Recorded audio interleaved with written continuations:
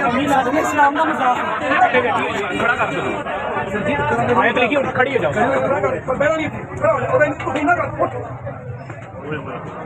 ساڈے اسلام کا مذاق ایک سال سے ہم لوگ ادھر ای ایس پی کے طور پہ سرو کر رہے ہیں, کسی کو کوئی شکایت نہیں آئی. اس طرح کے واقعات ہم نے 3 پورے نبھائے ہیں. آپ لوگ کو ہم پہ پورا ٹرسٹ ہونا چاہیے.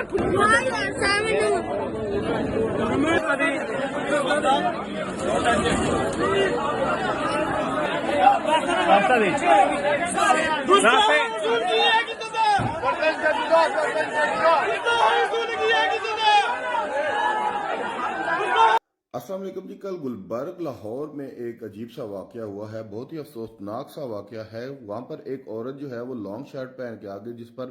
عربی رسم الخط ٹائپ کچھ لکھا ہوا تھا, تو لوگ وہاں پر کافی زیادہ ہجوم اکٹھا ہو گیا اور انہوں نے سمجھا کہ یہاں پر کوئی اس عورت نے جو ہے وہ گستاخی کی اور عجیب قسم کی جو ہے وہ وہاں پر ایک ماحول کریٹ کر دیا گیا. اور وہاں پر یہ ہوا کہ لوگ جو ہے وہ کافی زیادہ, کیونکہ ہمارے لوگ سینسٹیو ہیں اسلامیات کو لے کر, اسلام کو لے کر کافی زیادہ لوگ جو ہے وہ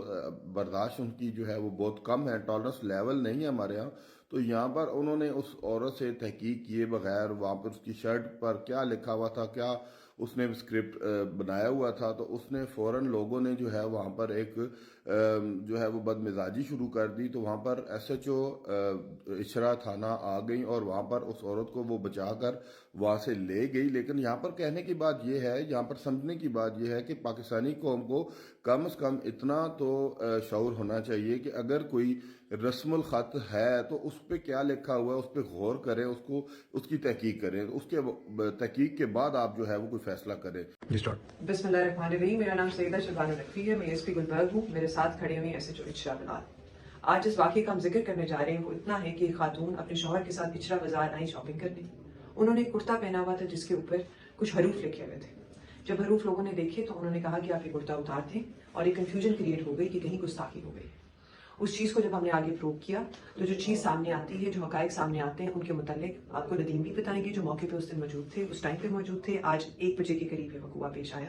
اور اس کے بعد وہ خاتون بھی معذرت کریں گی کہ کیا ہوا اور کیا ان کی نیت تھی, اس کے متعلق بھی بات کریں گی. جی, یہ بیٹی سے بات ہوئی تھی میری اور اس سے کوئی غلطی ہوئی ہے, لیکن وہ لفاظ ٹھیک تھے, ویسے ڈیزائننگ اس کی بنی ہوئی تھی, لیکن لوگوں نے دیکھا کہ یہ خرابی کا باعث بن رہا ہے تو یہ بہن آئی, انہوں نے کہا آئندہ کے بعد ایسا لباس نہیں پہنیں گے, تو یہ نے ہمیں معاف کر دیا گیا. السلام علیکم. میں اچرا بازار گئی اور میں نے یہ جو کرتا پہنا تھا یہ میں نے ڈیزائن سمجھ کے لیا ہے. مجھے نہیں پتا تھا اس پہ کچھ اس طرح کا لکھا ہے جس سے لوگ یہ سمجھیں گے کہ یہ شاید کوئی عربی لکھی ہے, اور میری ایسی کوئی نیت نہیں تھی, اور یہ جو بھی ہوا ہے علمی میں ہوا ہے. لیکن میں پھر بھی معافی مانگتی ہوں. قرآن سنت اور نعوذ باللہ ہم سوچ بھی نہیں سکتے مسلمانوں کے کہ ہم گستاخی کریں گے یا گستاخی رسول کریں گے. میں اہل سنت سے بلانگ کرتی ہوں اور میرے سسر حافظ قرآن ہے. میں خود, ہم لوگ دینی گھرانے سے ہمارا تعلق ہے, اور میری ایسی کوئی نیت نہیں تھی, اور میں نے یہ جو بھی ہوا یہ لاعلمی سے ہوا, لیکن میں پھر بھی معذرت کرتی ہوں اور آئندہ سے کبھی نہیں ہوگا. لیکن ہماری قوم جو ہے وہاں پر اس پر جو ہے وہ تقریباً اس فیملی کے اوپر چاٹ دوڑی اور اس کو کافی زیادہ نقصان پہنچانے کی کوشش کی. لیکن تھینکس ٹو تھانہ اشرا کی ایس ایچ او صاحبہ, جو ایس پی صاحبہ تھی سوری, انہوں نے آ کر اس کو جو وہاں سے بازیاب کرایا اور تھانے میں لے کر گئی. اور وہاں پر جا کر پتہ چلا کہ وہ جو کپڑے تھے, وہ جو برانڈ تھا وہ ایک عربی سعودی برانڈ تھا. آپ کو کم از کم بنیادی طور پر اتنا پتہ ہونا چاہیے کہ آپ کیا کرنے جا رہے ہیں, اندازہ ہونا چاہیے کہ آپ نے اگر مسائل کریٹ کرنے ہیں تو آپ کے اتنا نالج ہونا چاہیے, آپ اس کو پڑھ لیں. وہاں پر گستاخ رسول کی ایک ہی سزا, تن سے جدا, اور یہ وہ پتہ نہیں کیا کیا نعرے لگانے شروع کر دیے. بالکل ہمارا عقیدہ ہے کہ نبی صلی اللہ علیہ وسلم کی جو گستاخی ہے وہ بالکل ایک بہت بڑا ہے, لیکن اس کے اوپر تحقیق چاہیے, اس کے اوپر بہت ساری جو ہے وہ اسٹڈی چاہیے. ایسے فتوے ہر کوئی قاضی بننے جا رہا ہے, اور وہاں پر اگر کچھ ایس پی صاحبہ نہ آتی, اور اس عورت کو میں جو ہے وہ